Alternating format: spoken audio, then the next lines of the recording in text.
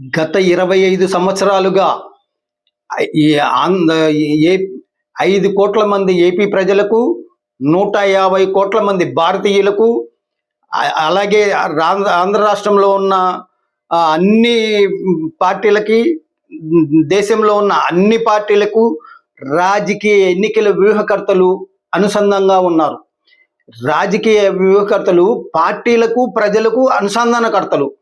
గత 25 సంవత్సరం లోపు ప్రజలు గమనించండి, దేశ ప్రజలు కానీ, రాష్ట్ర ప్రజలు కానీ, ఈ వ్యూహకర్తలు బిగినైన తర్వాతే సంక్షేమ పథకాలు పెరిగాయి.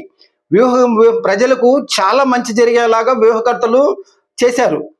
ఈ మాటి మాటికి ఆంధ్ర రాష్ట్రంలో కానీ, కొన్ని రాష్ట్రాల్లో మాటి మాటికి కొన్ని ప్రభుత్వాలు 5 సంవత్సరాలకు ఉండి ఓడిపోతున్నాయి. చెన్నైలో కూడా అంతే, ఇటు రాజస్థాన్లో కానీ, కర్ణాటకలో కానీ అలాగా ఓడిపోతున్నాయి. రాజకీయ పార్టీలు కానీ, రాజకీయ అధ్యక్షులు కానీ, వాళ్ళు వ్యూహకర్తల మాట కొన్ని విషయాలే వింటున్నారు.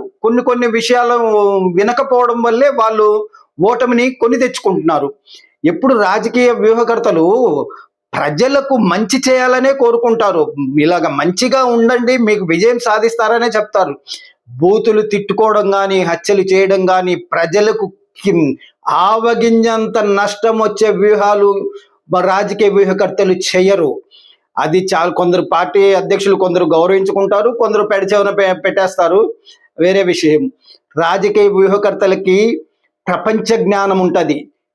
ప్రపంచ జ్ఞానము వల్ల ప్రపంచ జ్ఞానం ఉంటుంది. దానికి ఏ డిగ్రీలు కానీ, ఏ సర్టిఫికెట్లు కానీ ఉండవు. అందులో నేను ఒకడిని. నేను రాత్రికి రాత్రే రాజకీయ వ్యూహకర్తను కాలేదండి. నేను 30 సంవత్సరాల నుంచి రాజకీయాలు రీసెర్చ్ చేసి ఈ స్థాయికి వచ్చాను. నేను అన్ని పార్టీలకు వాళ్ళకు తెలియకుండానే పాజిటివ్ ఎనర్జీ ఇచ్చాను. అది ఎప్పుడు ఎలా ఇచ్చాను ఏంటి తొందరలోనే తెలియజేసుకుంటున్నాను. ఎన్నికల వ్యూహకర్త తాతా సుబ్రహ్మణ్యం, మై పెన్ పేపర్ అధినేత. మిగిలిన విషయాలు రేపు మాట్లాడుకుందాం.